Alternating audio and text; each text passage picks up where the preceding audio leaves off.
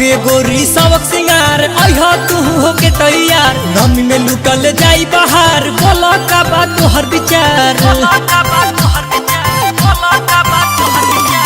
के गोरी सबक सिंगार अहा होके तू तैयार नमी में लुकल जाई बाहर बोला का बात तोहर विचार। बड़ा मेला में भीड़ राजा होला बड़ी यार कहवा मेला तोहरा से हमर यार सब बतैहा मिले आरा के बंगाल में तोहके ले चलम बिहिया बंगाल में तोहके ले चलम।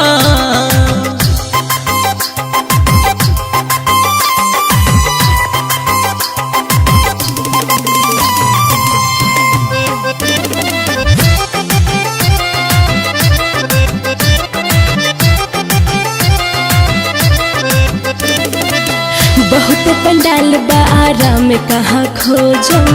किन किन ये रो तोहरा के हम जो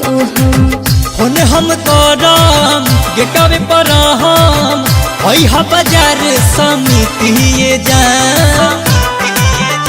आयरन देवी के दर्शन करई हम के चाट छोला और चौमिन खियई हम के सब देखई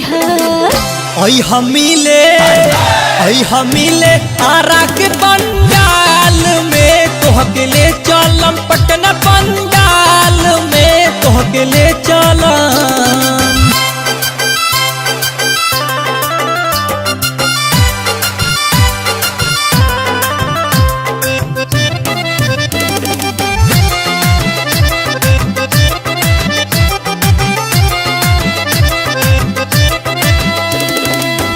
मेला के बहाने तुझसे होई मुलाकात हो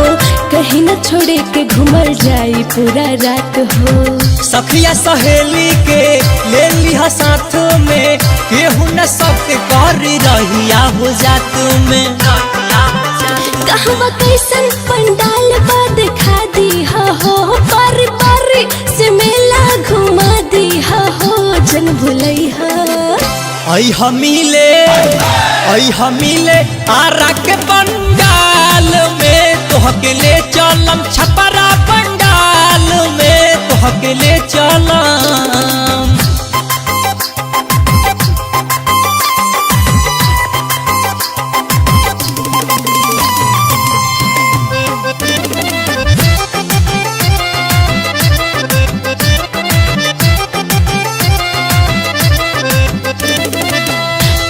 से अंचल के संगे न लई हो मनोज बंटी से कुछ न बतई